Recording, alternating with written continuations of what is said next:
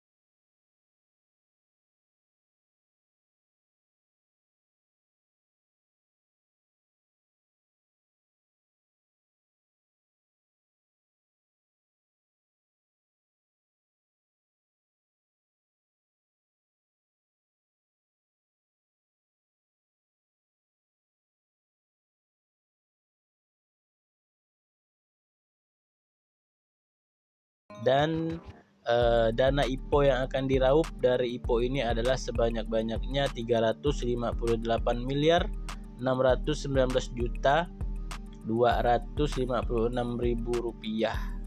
Oke, kita lanjut. Ini pemegang saham struktur permodalan ketika sudah ada masyarakatnya ya. Jadi pemegang saham terbesar itu ada di Bapak Ivan Nicholas Tambunan ya. Ini susunannya ini mirip kayak IPO-nya WIRG kemarin guys. Ya, jadi kalau teman-teman yang ikut IPO WIRG yang baca prospektus juga itu kita lihat pemegang sahamnya banyak sekali, satu RT sama nih, mirip-mirip nih. Oke, kita lanjut. Pada IPO ini ada waran ya teman-teman, 10 banding 1. Ini warannya bisa dikategorikan kecil, dan kalau menurut saya ini nggak menarik, nggak bisa memberikan cuan maksimal bagi kita para IPO hunter. IPO atau waran yang menarik itu yang beli 2 dapat 5, nah beli 1 gratis 1, nah itu menarik tuh, itu bisa memberikan cuan maksimal bagi kita para IPO hunter. Kemudian harga exercise atau harga pelaksanaan waran ada di 120 sampai 150 rupiah. Oke, kita lanjut langsung ke penggunaan dana IPO ya. Penggunaan dana IPO-nya itu cuma ada 2. Yang pertama untuk mengakuisisi ya. Poin A-nya itu di sebanyak 36 miliar 500 juta akan digunakan perseroan untuk mengakuisisi PIF ya. Kemudian poin B-nya sebanyak 200 miliar akan disalurkan untuk penyetoran modal kepada PIF. Ya, jadi penggunaan dananya untuk mengakuisisi sekaligus suntikan modal untuk perusahaan yang diakuisisi. Kemudian yang kedua, sisanya akan digunakan untuk modal kerja perseroan ya. Oke, ini standar ya, standar untuk perusahaan IPO di bidang pinjaman online, standar aja biasa. Oke, next kita lanjut. Ini ada kebijakan dividen. Ini bisa dikatakan bahwa dalam waktu dekat ini PT Akseleran ini nggak akan bagi dividen guys, karena mereka masih merugi dari sejak berdiri sampai sekarang itu masih rugi. Jadi mereka nggak akan bisa ngebagiin dividen karena saldo labanya cuma masih negatif ya. Jadi syaratnya mereka itu harus punya laba ditahan dulu, hasil keuangannya bagus, mencetak profit ya, dan prospeknya meningkat. Nah itu baru bisa tuh PT Akseleran ini bagi-bagi dividen. Oke, untuk yang investor mungkin bisa dipertimbangkan lagi ya untuk menyimpan saham ini dalam waktu panjang ya. Oke, ini sedikit komisaris ya, sedikit biodata komisaris perusahaan Bapak Mikhail Ramses Asitua Tambunan ya. Ya, kemudian ini konsep usahanya ya. Jadi seperti yang saya jelaskan tadi bahwa Akseleran cuman sebagai perantara, bukan sebagai pemberi pinjaman langsung ya. Jadi investor atau pemberi pinjaman memberikan pinjaman dimasukkan ke PT Akseleran, kemudian PT Akseleran menyalurkan ke penerima pinjaman. Jadi nanti kalau teman-teman yang pinjam bayar ke Akseleran, nah bunganya itu nanti dibagi 2 sama si investor atau pemberi pinjaman ya. Kurang lebih seperti itu. Mudah-mudahan bisa dipahami ya. Oke, kita lanjut. Ini penyalurannya ya. Seperti yang di awal tadi, diagramnya sama. Itu mengalami peningkatan, tapi masih merugi guys. Hancur guys. Next kita langsung bahas ke valuasi IPO-nya ya. Ini berdasarkan laporan keuangan tahun 2022. Potensi market cap itu harga di 1 triliun kalau deal di harga 100 dan 1,2 triliun kalau di harga 120. Kemudian price to sharingnya ada di 14,4 kali kalau listing di harga 100 dan 17,3 kali kalau di 120 ya. Kemudian PBV-nya itu ada di 2,9 kali kalau listing di harga 100 Dan kalau listing di harga 120 itu PBV-nya 3 kali. Oke, di sini pernya itu nggak bisa ditampilkan ya, karena memang perusahaannya masih merugi. Jadi kalau kita hitung-hitungan guys, pernya ini nanti kalau dihitung itu akan jadi minus. Nah makanya kita nggak bisa ambil data pernya dari AKXL ini ya, karena dia masih mencatatkan kerugian. Intinya adalah bahwa pernya itu minus guys, jadi agak kurang bagus ya. Ini valuasi seperti ini kurang bagus, pernya minus, PBV-nya udah mahal ini guys. Oke, segitu aja informasi dari saya. Kurang lebihnya mohon maaf. Mudah-mudahan yang sedikit ini ada bermanfaat. Kalau untuk pendapat saya pribadi ya, kalau saya mungkin akan ikut, cuma hanya sebagai info hunter saja, dan porsi saya nggak akan banyak di sini karena risikonya menurut saya terlalu besar. Tapi kemungkinan untuk digoreng itu juga ada ya teman-teman ya, karena perusahaan-perusahaan dengan valuasi yang jelek, bisa dibilang jelek, ancur-ancuran, itu biasanya itu digoreng teman-teman.